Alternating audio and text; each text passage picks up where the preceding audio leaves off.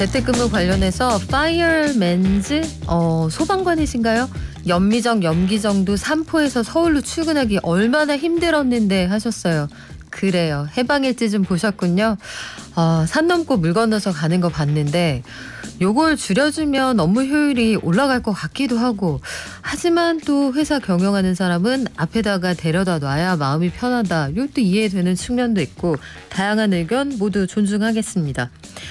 우리는 미술관 얘기를 오늘 해보려고 하는데, 미술관이요, 우리나라에 참 많습니다. 생각보다 많은 미술관이 운영되고 있고 개인이 운영하는 곳도 아주 많거든요. 그런데 작품을 구입한다, 보관한다, 관리하고 전시한다, 이거 만만치 않은 작업이에요. 실제로 재정난을 겪는 곳들도 많은데, 간송미술관 굉장히 유명한 곳인데 이 재정난 때문에 문제가 되기도 했죠. 오늘 예술발전소에서는 비드피스의 이정우 대표와 함께 미술관들 재원 마련 계획, 그리고 구체적으로 어떤 문제들이 있었는지 한번 살펴볼게요. 안녕하세요. 안녕하세요. 이 대표님 오늘 예대 졸업반 같은 느낌으로 네, 오늘 어디 좋은 데 가십니까? 여기에 왔습니다. 좋은 경제발전소에서 우리 청취자들과 만나러 오셨는데, 미술관들은 보통 돈을 어디서 벌어요? 미술관들이 돈을 버는 방법은 굉장히 다양한데요. 우선 가장 대표적인 것은 전시 티켓 판매 비용입니다. 보통 티켓 비용이 5,000원 정도에서 15,000원 정도 하고 있고요. 블록버스터급 전시의 경우에는 2만 원대까지 판매가 되고 있어요. 그런데 이 티켓 판매 비용만으로는 미술관을 운영하기에는 재원이 조금 부족하다 보니까 다양한 수익 파이프라인을 또 만들어 뒀습니다. 첫 번째로는 이제 미술관 부대시설 운영 등이 있어요. 카페를 운영한다든지 기념품 샵을 운영해서 작품하고 관련된 굿즈를 판매해서 수익을 좀 올립니다. 대표적인 게 리움미술관인데요. 리움미술관에서 자체적으로 이제 스토어를 오픈을 해서 국내 공예 예술가들 작품도 팔고 리움의 굿즈도 판매를 합니다. 그리고 두 번째로는 후원 모델이 있습니다. 보통은 돈으로 후원하는 모델이 통상적인데요. 최근에는 좀 더 후원자층을 확대하기 위해서 콘텐츠 후원 개념도 생겨났어요. 그래서 미술관의 프로그램을 기획한다든지 전시의 기획을 후원한다든지 하는 식으로 미술관이 조금 더 자생적으로 재정을 확보할 수 있게 돕는 개념이 있고, 세 번째로는 멤버십이 있습니다. 국립현대미술관 같은 경우에는 다른 다양한 지점에 전시를 무료로 관람하게 해주고 주차 할인이라든지 서울 전체에서, 그리고 미술관 내 부대시설을 할인한다든지 하는 멤버십을 단계별로 판매를 하면서 재원을 확보하고 있고요. 기업사나 미술관 같은 경우에는 이제 재단을 통해서 예산을 확보하기도 합니다.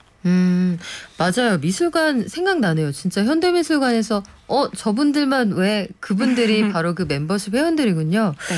그래요. 여기 1층에 보통 그런 상점들을 열어서 엽서, 수첩부터 시작해서 종이공예 이런 거 다양하게 팔잖아요. 왜 그런지 알았습니다.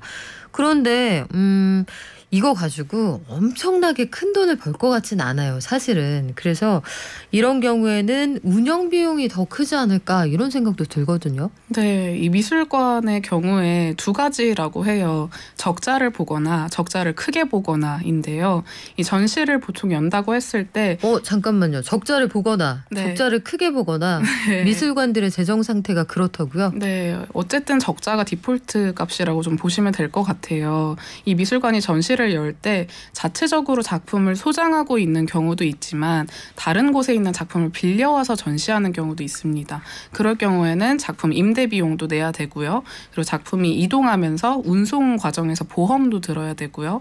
그리고 상설전이 아니라, 미술관에서 항상 여는 전시가 아니라 특별하게 이번에 기획해서 연 기획전이라면 전시장도 예쁘게 꾸며서 공간 구성에 또 비용을 들여야 되겠죠.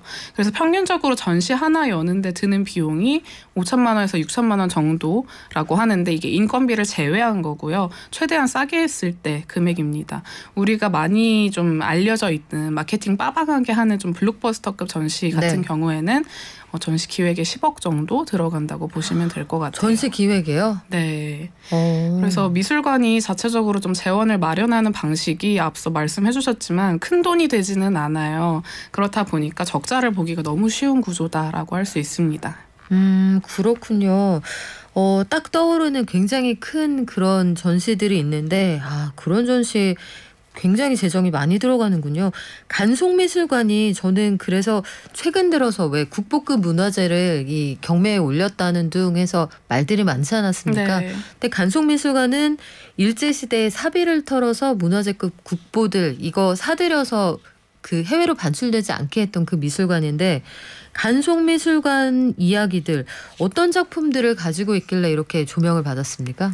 간송미술관에서 현재 소장하고 있는 작품 중에 가장 유명한 것이 훈민정음 해례본 원본 그리고 고려시대 만들어진 청자들. 사실 고려 청자는 박물관 좀 다녀보신 분들이라면 아시겠지만 남아있는 게 많지가 않아서 굉장히 귀하거든요. 그런 청자들이 있고 그리고 문화재뿐만 아니라 미술 작품도 많이 있습니다. 대표적인 게 신윤복 화백의 작품 그리고 겸재정선의 작품이 있어요. 그래서 굉장히 다양한 작품들이 많이 있고 가치도 굉장히 높은 편인데 이런 미술관이 재정난에 시달리게 되면서 국보급 문화재를 대거 내놓게 됐습니다. 이 모든 작품을 수집한 게 한 사람이라면서요. 네, 이 작품들을 수집을 했던 게 우리나라 국내 1호 컬렉터라고 할 수 있는 인물인데요. 간송 전영필입니다. 어렸을 때 부모님 그리고 할머니, 할아버지 모두 다 한 번에 돌아가시면서 순식간에 큰 재산을 물려받게 돼서 일제강점기 당시에 전후로 이제 일본으로 유출되던 국보급 문화재를 공부하고 수집해온 인물이세요. 그러면 1938년에 개관했다는 간송미술관 이렇게 귀한 문화재가 많은데 이거 보고 싶어하는 분들도 많을 것 같고요. 재력도 있었다. 그런데 재정난에 왜 시달리는 거죠? 이 간송미술관이 굉장히 좋은 취지로 선한 의도로 시작이 됐잖아요. 그렇다 보니까 개관 이후에 무료로만 계속 운영해왔습니다. 네, 그러다 보니까 자금이 좀 줄어들 수밖에 없는 상황이었죠. 그리고 더불어서 간송미술관이 1년에 딱 2번 개방을 합니다. 5월하고 10월 달에 제일 날씨가 좋을 때 개방을 하는데요. 이 간송미술관이 애초에 전시가 아니라 연구하고 작품을 보존할 목적으로 만들어진 곳이기 때문에 그래요. 그래서 보통 미술관을 가면 카페도 가고 이제 기념품 샵 가서 또 물건도 사고 하는데 간송은 이런 부분의 수익을 꾸준히 얻기는 좀 어려웠다라고 볼 수가 있어요. 그리고 또 미술관 운영비를 확보하기 위해서 간송이 또 다른 사업도 시작을 했었는데 전시라든지 문화 사업을 병행을 했는데 이 과정에서 오히려 더 운영 비용이 많이 들어갔다고 하고요. 재정적 압박이 커지는 상황에서 제2금융권 대출도 받아가면서 미술관을 운영했었다라고 합니다. 호림이나 리움처럼 그 모기업이 없다는 것도 이 재정난에 한 영향을 미치는 요인이 아니었을까 싶은데 간송미술관이 그래서 여러 가지 자구책을 좀 마련하지 않았었나요? 네, 그래서 가지고 있던 문화재도 팔았었고요. 2020년도에 보물 불상 2점을 경매에 팔았었고 국립중앙박물관이 30억에 구매를 했었습니다. 그리고 작년인 2021년도에 문화재를 또 내놨었는데요. 처음에는 보물이었지만 이번에는 국보였습니다. 국보 같은 경우에는 국가가 지정한 문화재 중에서 최고 가치로 인정받는 문화재인데 개미명 금동 3존불 입상 그리고 금동 3존 불감이었어요.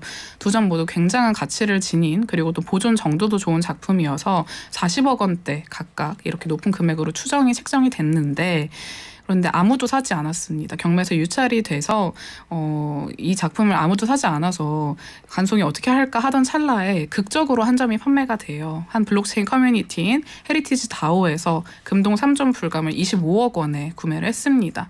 원래 추정가는 28억에서 40억 원 사이였는데 조금 낮은 금액에 팔린 거죠. 그런데 놀라운 일이 벌어졌던 것이 이 헤리티지 다오가 금동 3점 불감을 다시 간송미술관에 돌려줬습니다. 아니 샀는데요? 네. 아까 25억 원에 구매했다고 했는데 그럼 25억 원에 그 불상을 사서 자 다시 돌려드릴게요 하고 미술관에 다시 줬던 얘기예요? 네. 왜요? 다시 기탁을 했어요. 이 간송미술관의 처음 취지를 많이 고려해서 뛰어난 작품을 다시 잘 보존할 수 있는 곳에 두겠다라는 의도였는데요. 작품 소유권의 51%도 간송미술관에 넘겨주고 나머지 49%를 이 헤리티지 다오가 다시 가져오면서 문화재 지분을 나눠 갖는 걸로 합의가 됐습니다. 그래서 간송미술관이 이렇게 블록체인 세계에 처음으로 좀 발을 들이면서 본격적으로 이 재정 확장을 위한 수단으로서 NFT 혹은 블록체인 시스템을 적극 활용하기 시작했어요. 실제로 어떻게 하고 있어요? 작년 7월 달부터 이제 훈민정음 해례본 원본을 NFT로 만들어서 100개를 팔았습니다. 아, 간송미술관이요? 네. NFT를 발행을 한 거네요? 네, 훈민정음 해례본을 그래서 한 개당 1억이었는데 절반 정도 판매가 됐었다라고 하고요. 이후에는 신윤복의 화첩도를 NFT로 30점을 발행하면서 간송 메타버스 뮤지엄 프로젝트라는 것을 시작하기도 했습니다. 사실은 제가 생각했던 그 전개가 아니거든요. 네. 여기서 재정난에 시달렸다. 그런데 국보가 경매에 나오는 게 맞느냐 여러 가지 논란이 있었고 정부가 다각도로 지원책을 마련해 보려고 한다. 보통 이렇게 네. 기결이 되잖아요. 그래서 메타버스 세계에 발을 들였다. 요거는 진짜 예상하지 못한 전개인데 국보를 경매에 내놓는다. 어쩔 수 없는 상황이었다고 쳐요. NFT까지 발행을 한다. 이건 두고도 또 말들이 많겠네요. 네, 아무래도 이 NFT라는 것이 애초에 처음 의도가 디지털로 만들어진 작품들이 대다수였어요. 그러면서 신진 작가들이 좀 더 주목받고 시장에서 거래되면서 젊은 작가들이 이제 시스템에서 벗어나서 떠오를 수 있는 새로운 그런 기회다라는 낙관적인 시선이 있었는데 이런 시장에 이제 권위를 가진 중앙화된 대형 미술관이 뛰어든 거죠. 그러다 보니까 이제 미술관에서 어떤 작품들을 내놓느냐면 NFT처럼 애초에 디지털로 만들어진 작품이 아니라 본인들이 갖고 있는 원본이 있는 작품을 NFT로 만들어서 판매를 합니다. 그리고 이게 돈이 되니까 수십 개, 수만 개씩 발행을 했었고요. 그 과정에서 본인들이 저작권자가 아니라 소유권자인데 이렇게 판매를 해도 되느냐 하는 비난도 생겨났었고 단순히 이 수익이 미술관의 재정으로 들어갈 뿐이지 더 나은 미술 시장 구성원들을 위해서 사용되지 않는다는 점에서 또 비난을 많이 받기도 했었습니다. 그런데 미술관 입장에서는 어찌되었든 여기까지 가는 과정이 있었을 거 아니에요. 향후에 재정적인 문제 해결하려면 뭘 좀 어떻게 하면 될까요? 지금 좀 이 미술관의 재정난은 전 세계적으로 동일한데요. 사실상 뾰족한 해결책은 특별히는 없습니다. 국가에서 더 많은 지원을 해줘야 된다 정도, 뭐 기업에서 더 많은 관심을 가져야 된다 정도가 될 것 같아요. 그래요. 지금까지 비드피스의 이정우 대표였습니다.